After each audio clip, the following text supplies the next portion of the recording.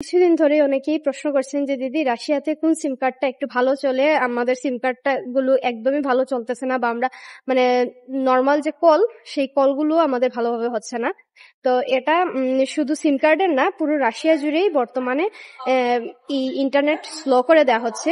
তো আপনি বলুন মেগাফোন কিংবা এমটেস কিংবা বিলাইন কিংবা টেলি2, যে কোনো সিম কার্ডই আপনি ইউজ করুন, প্রবলেম সবাইকেই ফেস করতে হচ্ছে। এমনকি যেমন আমাদের ঘরে ওয়াইফাই আছে, ওয়াইফাইও প্রচন্ড প্রবলেম করতেছে। যেমন গত 2 দিন ধরে কিন্তু আমাদের ফেসবুক, ইউটিউবও আমরা কিছুদিন আগে যেরকম ভিপিএন দিয়ে চালাইতাম, ভিপিএন দিয়েও খুব মানে স্লো কাজ করছে।